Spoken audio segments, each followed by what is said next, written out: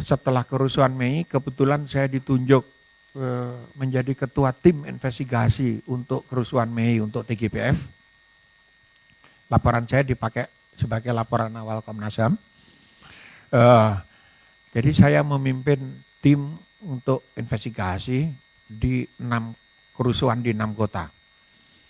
Pada saat ujung itu dari ke 98, begitu kerusuhan Mei selesai, Presiden membentuk, tanda tangan Presiden, ditandatangani 7 menteri dan 17 LSM. Sehingga sebetulnya sangat kuat sekali posisi waktu itu, tapi semangat yang saya bawa adalah sebuah rekonsiliasi seperti di Afrika Selatan. Yang salah ngaku dosa. Ya saya memang menculik, saya ngaku salah, tolong jangan dihukum saya, karena itu sudah masa lalu, tapi hukumannya tidak boleh ikut pemerintahan yang baru. Ini tidak dilakukan. Sehingga berlakulah impunitas. Impunitas itu adalah orang yang bersalah tidak dihukum sehingga kesalahan itu berulang. Karena apa? Karena yang jelas-jelas salah tidak dihukum dan tidak mau ngaku salah, malah ikut dalam pemerintahan baru.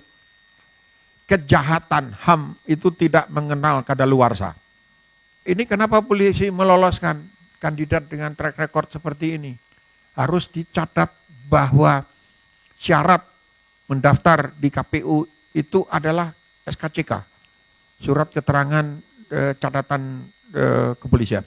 Jadi kalau Prabowo maling ayam, nyopet di pasar Boplo sana, ada catatannya. Tapi kalau menghilangkan nyawa orang ya, atas nama negara, nggak ada catatan.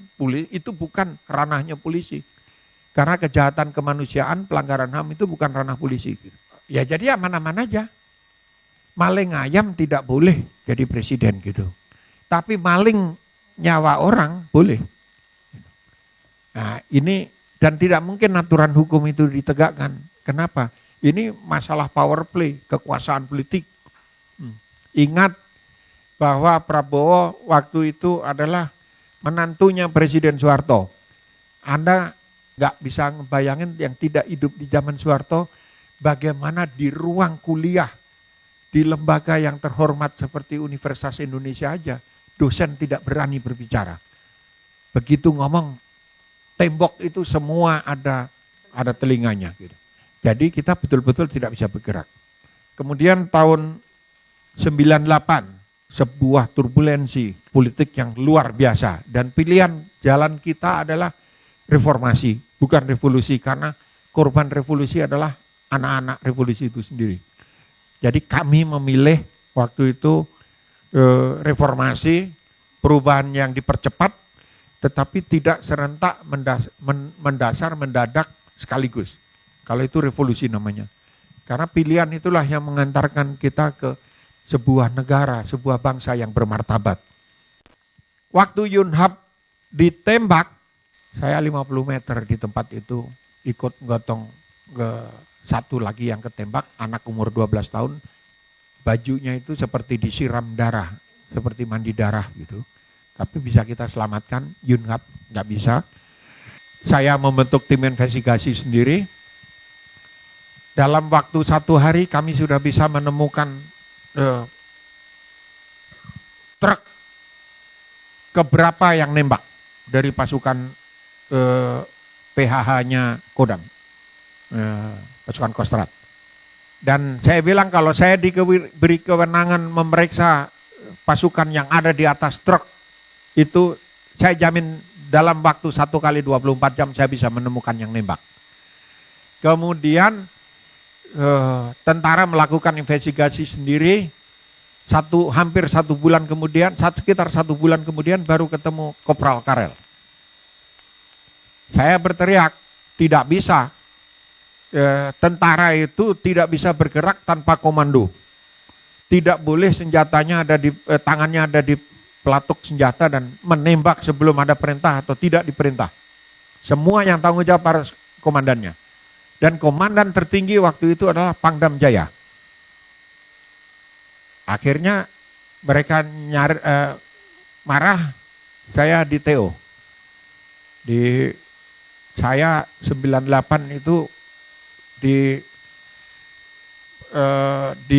nomor 1 untuk dihabisi. Dan orangnya ngaku, orang itu namanya Kiflan. Dalam forum ngaku, saya yang ditugasi cari Mas Kiki, cari-cari nggak pernah ketemu 1 bulan. Makanya saya nunggu, kalau saya ngomong keras tuh nunggu saya dipanggil, diajak berdebat gitu. Kita buka-bukaan aja supaya tahu jelas gitu. Setelah itu apa yang terjadi? Ini penculikan itu prosesnya dari tahun 97. Sebagian bahkan sebelum saya ada di Indonesia. Ketika kemudian tekanan politik membesar dan arah perubahan ini bola liar, belum jelas kemana, mulai bermunculan nama-nama kasus ini dan mereda, penculikan itu mereda, hilang, lalu berhenti. Tapi kami sempat menjemput Desmond ke bandara. Saya langsung pergi begitu dilepaskan Pius pulang ke Palembang. Besoknya saya susul ke Palembang, kami diskusi dan waktu ngobrol itu rumahnya masih dikepung intel dan Pius masih menangis bercerita caranya disiksa. Nah, kalau Anda tanya saya kenapa mereka sekarang ada di Prabowo, dalam teori penculikan itu ada istilah Stockholm Syndrome. Orang yang diculik itu jatuh cinta pada yang menculik. Jatuh cinta itu bisa karena hatinya, karena rasa sayang, bisa karena duit, bisa karena kekuasaan, bisa karena apa saja. Silahkan tafsirkan sendiri. Untuk yang belum kembali, berbanggalah Anda punya orang tua yang tidak pulang daripada punya orang tua yang jadi penjahat. Berbahagialah bahwa Anda dilahirkan jadi anak orang yang pantas dicatat oleh sejarah ini. Dan pada saat penculikan itu, saya sudah memimpin tim investigasi untuk kerusuhan Mei. Pada saat yang bersamaan, kira-kira 3 minggu atau 1 bulan setelah saya bekerja, itu TNI membentuk DKP, Dewan Kehormatan Perwira, untuk mengadili Prabowo. Karena apa? Karena ada proses peradilan Mahkamah Militer untuk anggota timnya. Dari 9 orang yang dilepas, waktu itu diperoleh informasi mengenai orang-orang yang menculik ini, polanya, modusnya dan segala macam. Akhirnya diadili, pangkat tertingginya Kolonel Khairawan waktu itu, Wawa, dan dari 2 tim, 1 tim Mawar, satunya lagi tim Merpati. Saya nggak tahu kenapa yang dipilih Mawar sama Merpati. Kalau Mawar kan jelas ada durinya gitu loh. Kalau Merpati, kenapa gitu? Kenapa nggak kalah jengking atau apa yang jahat gitu kan? Nah, mereka diadili, akhirnya dipecat. 10 anggotanya dipecat dan ditahan, saya lupa kalau nggak salah 2 tahun di penjara itu. Saya nggak ingat angkanya, tapi di penjara hukumannya. Nah, dari pengakuan mereka merujuk semuanya pada perintah Prabowo. Akhirnya dibentuklah Dewan Kehormatan Militer. Dewan Kehormatan Militer ini karena yang diperiksa bintang 3, waktu itu sudah bukan Danjen Kopassus lagi Prabowo. Pada saat naik kemudian dia Pangkostrat, sehingga ketua DKP adalah Kasat. Ketua DKP Kasat, anggotanya semua bintang 3 itu harus jadi anggota. Jadi ada Yusuf Kartanegara, ada Ari Kumaat, ada SBY. Lalu pertanyaannya, kenapa soal SBY ini tadi, kenapa ke Jokowi enggak, ke Prabowo malu-malu gitu. Anda tidak tahu bahwa SBY itu pernah digebuki Prabowo waktu di Akmil, di Akabri waktu itu. Kenapa? Tidak ada orang yang bertanya dalam catatan biodatanya Prabowo, harusnya lulus tahun 73, kenapa lulusnya tahun 74? Ini nggak ada orang yang nanya. Katanya Prabowo pinter, kok nggak naik kelas gitu. Berarti ada yang lain kan? Ya itu tadi, gebukin SBY gitu. Jadi ada Prabowo, Ria Mizard, Yudi, sama ada satu lagi, 4 orang. Itu kabur ke Jakarta karena ada acaranya Titik, masih pacaran, waktu itu balik ke sana, ketahuan, dihukum sama gubernurnya itu bapaknya Ani Yudhoyono, namanya Jenderal Sarwoedi, gubernur Rakabrinya. Nah ketika mereka tahu, loh kok ada yang tahu, satu-satunya orang yang tahu adalah SBY karena dia diajak nggak mau gitu. Akhirnya hari Senin habis dimarahin, hari Minggu ketangkep, hari Senin dimarahin, Senin malamnya mereka tanya-tanya sampai bonyok-bonyok gitu. Ini background kenapa nggak mungkin Prabowo ke sana, ya meskipun kemudian pesannya di sana, akhirnya dia dukung tapi nggak terang-terangan. Ini masalah gengsi, dulu digebuki kok sekarang dukung gitu. Lain dengan Amin Rais, kalau dulu kan dia ngomong bawa Prabowo ke Mahkamah Militer. Berkali-kali headline di Kompas gitu. Biasanya kalau selesai memeriksa, mereka di KP itu datang ke posko kami dulu di sekretariat untuk tim investigasi itu di Jalan Hang Tuah Raya nomor 3. Sekarang jadi tempat spa atau pijit-pijit nggak tahu saya. Ada di situ. Dan kami sharing. Yang menarik adalah setiap kali datang Agung Gumelar pasti marah-marah sebagai anggota DKP. Karena apa? 3 kali diperiksa Prabowo nggak pernah mau ngomong. Nama Prabowo Subianto. Letnan Jenderal TNI NRP sekian. Saya gunakan hak saya untuk tidak bicara. Ini konvensi Jenewa untuk tawanan perang. Jadi dia memposisikan diri sebagai tawanan perang. Gitu. Jadi tidak ada data yang keluar, tanya Pak Agung, memang nggak ada data, 3 kali diperiksa itu. Dia bilang, dia mau nendang katanya. Gua udah nggak sabar aja kayak gue mau tendang kepalanya gitu. Tapi Pak Agung kan pendek, jadi nggak nyampe kakinya gitu kan. Akhirnya cuman marah-marah aja, tapi selama pemeriksaan itu pakai vest, baju anti peluru. Kenapa? Saya bilang, Jenderal takut nih ya sama-sama bintang 3-nya gitu. Pada saat kita berdiskusi seperti itu, tiba-tiba suatu hari dapat laporan kami masuk, ditemukan mayat terapung, muncul satu-satu dari sepanjang jalur Pulau Seribu sampai ke Lampung.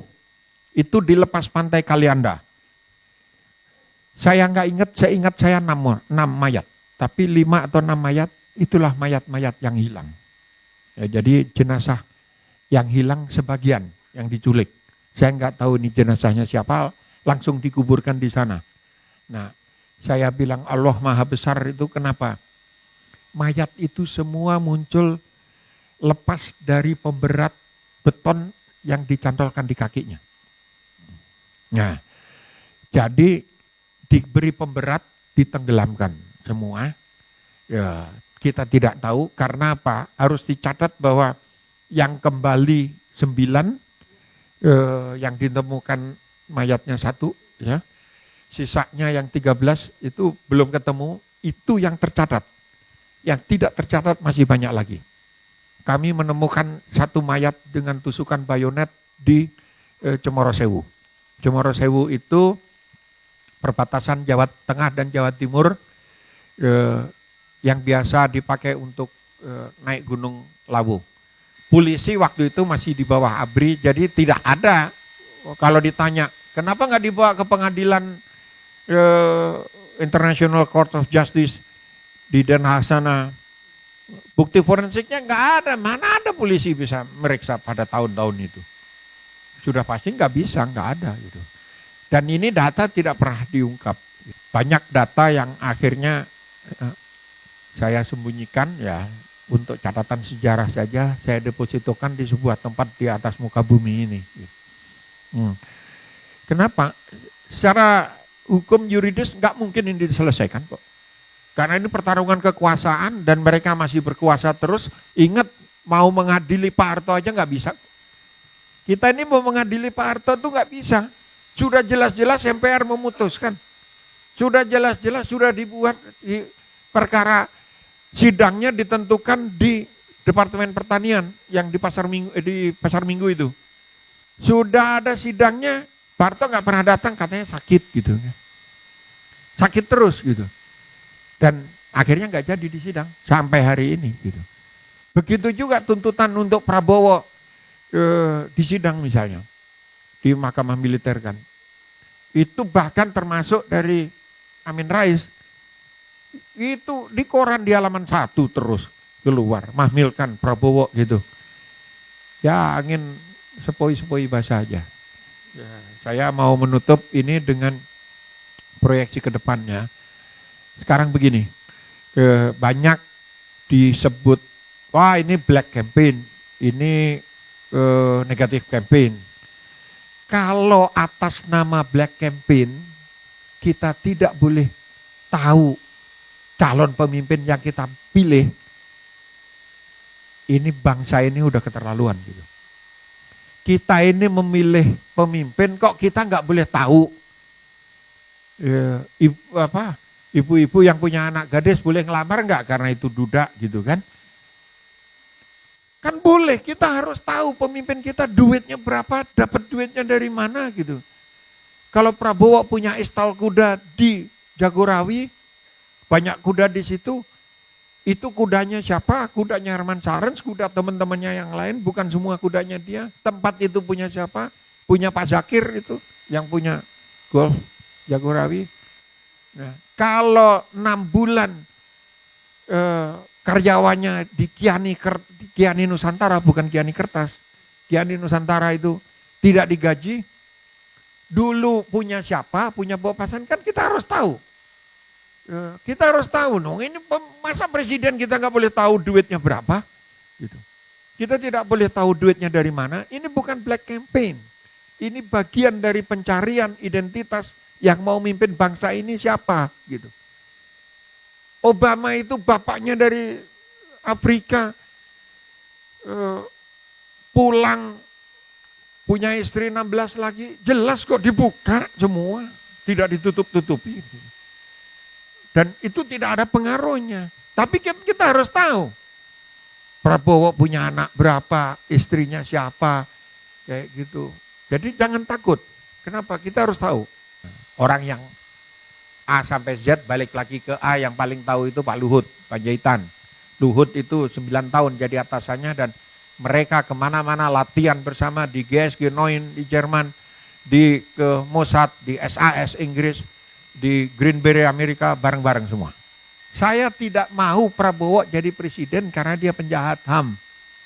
Nah, karena tidak mau, caranya seperti apa? Ya harus dukung Jokowi. Loh ini lain nih, ini persepsinya harus lain gitu. Jadi saya nggak kampanye, kalau kampanye kan saya ngajak dukung Jokowi. Yang saya lakukan adalah mengajak tidak mendukung Prabowo itu. Kalau kita yakin bahwa kita benar, apalagi dalam kasus seperti penegakan HAM seperti ini, jangan takut melawan seluruh dunia, jangan takut Prabowo punya pistol, punya pasukan, jangan takut mereka punya ini. Bawa hati nurani kita, bawa keberanian kita. Karena sejarah nanti yang akan mencatat. Ya, sejarah itu tidak bisa berbohong. Dan suatu saat pasti akan terungkap. Wong surat DKP itu jelas-jelas dipecat kok. Dibilang, loh, tidak ini manipulasi. Manipulasi dari mana? Itu jelas-jelas diberhentikan. Diberhentikan itu tidak dengan hormat, itu PTDH namanya. Hanya karena menghormati Pak Harto, ini pengakuan dari DKP, Fahru Rozi, sama yang lain-lain. Ini kesalahannya Wiranto nih. Karena Wiranto Panglima waktu itu dan dia bilang, kita hormati Pak Harto lah. Gitu. Ya dia kan mantan ajudan Pak Harto. Ya udah, jangan pakai tidak dengan hormat gitu. Nah sekarang kalau diberhentikan tidak dengan diberhentikan katanya tidak dengan hormat itu nggak ada. Lalu alasannya apa? Gitu. Coba suruh jawab itu timnya itu. Ada sahabatnya Prabowo dari kecil yang menjadi Fadlison dulu, yang pasang badan untuk Prabowo sebelum ada Fadlison. Orang itu namanya Farid Prawira Negara. Tiba-tiba nelpon saya. Terus Ki, jangan mundur. Terus saya tanya, kenapa lu ngomong gini? Bukannya konsultannya Prabowo. Dia bilang, gila lu. Gue temennya Prabowo dari kecil. Tapi kalau sekarang dukung dia jadi presiden, Ki, gue masih punya hati. Ini omongannya Farid. Kalau sekarang Fadlison yang pasang badan, tanya aja, Fadlison itu pengusaha-pengusaha apa? Itu adik saya jauh di bawah. Saya datang ke pusat rumah kebudayaan di Minang. Jadi dia membangun satu kompleks, ada museumnya. Ada ini saya bilang, Fadli, coba yang belum pernah ke sana dari Padang ke arah Bukit Tinggi. Kira-kira di pertengahan itu ada di tengah-tengah sawah, di kaki Gunung Singgalang, ada kompleks yang luar biasa gitu. Ada rumah seni segala macam, ada museum. Dan banyak patung-patung dadanya Bung Karno, Bung Hatta, Gandhi, sama Fadlison di tengahnya gitu. Jadi saya bilang, lu narsis banget. Saya telepon dia, gue lihat patung lu di sini narsis banget lu kan ya. Rupanya memang cita-citanya itu. Jadi saya ini nunggu kalau ngomong gini dilaporin ke Bawaslu, nggak dipanggil-panggil saya. Karena kalau dipanggil-panggil saya akan bilang seperti yang saya tadi, dan saya masih punya seember lagi untuk saya ceritakan di depan media. Mudah-mudahan saya dipanggil-panggil, nggak dipanggil-panggil gitu. Terima kasih.